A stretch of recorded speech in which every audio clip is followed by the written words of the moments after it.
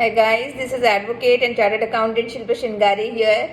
YouTube पे तो काफ़ी सारे रील्स, वीडियोस और शॉर्ट्स आप लोगों ने देख लिए, लेकिन कभी सोचा है कि इंश्योरेंस भी उतना ही इम्पोर्टेंट है? See, I'm not endorsing any product here. As a chartered accountant or as a tax consultant or financial consultant, I thought let me make one video. एक शॉर्ट मुझे बनानी चाहिए जिसमें मैं थोड़ा सा अवेयर कर सकूँ लोगों को कि इंश्योरेंस को भी उतना ही इंपॉर्टेंस देना चाहिए जितना एंटरटेनमेंट को आप दे रहे हो.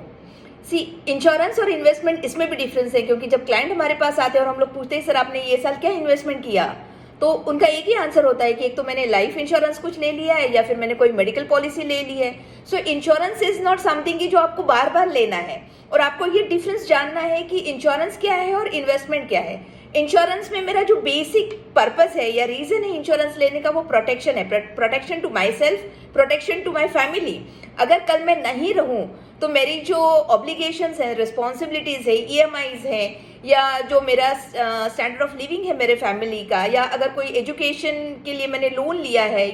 So that kind of EMI, या फिर अगर मेरी फैमिली को कुछ सपोर्ट करना है मुझे मेरे जाने के बाद में, उनके पास कुछ इनकम हो, अर्न हो, तो उसके लिए मुझे एक इंश्योरेंस लेना चाहिए और वो होगा एक टर्म इंश्योरेंस. और अभी बात करते हैं हम लोग मेडिकल या हेल्थ इंश्योरेंस की, जिसमें आप आपके नियर एंड डियर वंस को बेस्ट ट्रीटमेंट दे सकते हो. और अगर मुझे कोई मेडिकल इंश्योरेंस आपको सजेस्ट करना हो तो I would say you should go for a plan which is family floater plan. उसमें क्या होता है, उसमें आपकी एंटायर फैमिली मीन्स आपके बच्चे, आपके बूढ़े पेरेंट्स, वो भी उसमें कवर हो जाते हैं, और एक कॉमन आपको एक लिमिट होती है उसकी, तो वो हर साल में आप उतनी लिमिट एग्जॉस्ट कर सकते हैं. तो इसमें क्या होता है कि अगर आपके पास मेडिकल पॉलिसी है या मेडिकल इंश्योरेंस है तो आप मेंटली इतने फ्री होते हो, इतने रिलैक्स और आराम से आप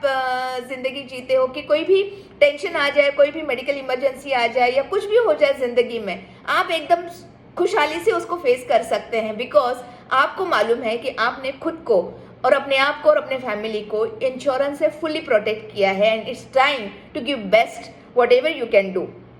और जैसे हम लोग बोलते हैं ना कि सर सलामत तो पगड़ी हजार, तो जो हमारा नियर एंड डियर वन है जिसके लिए हम लोग इंश्योरेंस लेते हैं, अगर आपने इंश्योरेंस लिया और उसकी वजह से अगर वो बंदा ठीक हो गया या आप उसको बेस्ट ट्रीटमेंट दे पाए, तो वैसे भी वो बंदा आपके लिए इन्वेस्टमेंट के लिए तैयार ही होने वाला है. तो आई वुड सजेस्ट हर किसी को थोड़ा सा एंटरटेनमेंट, शॉर्ट्स, रील्स, ये सब देखते देखते थोड़ा सा एक डिस्कशन फैमिली में इसका भी होना चाहिए कि क्या हमारे पास एडिक्वेट इंश्योरेंस है, और क्या हम लोग फ्यूचर में अगर कोई कॉन्टिजेंसी आती है तो हम लोग क्या उसके लिए प्रिपेयर्ड है. बिकॉज ऐसे ना हो कि आपने जो इन्वेस्टमेंट कर रखे हैं, जो एफडीज हैं, जो कुछ भी आपने बच्चों के लिए, शादी के लिए या एजुकेशन के लिए रखे हैं, कुछ इमरजेंसी फंड के लिए रखे हैं, वो आपको ब्रेक करनी पड़े और वो पैसा आपको मेडिकल ट्रीटमेंट में देना पड़े. तो इसीलिए मेरे हिसाब से मुझे लगता है कि आज के डेट में थोड़ा मेडिकल या हेल्थ इंश्योरेंस होना बहुत बहुत ज़रूरी है. तो इसीलिए आपका मेडिकल इंश्योरेंस के बारे में सोचना ये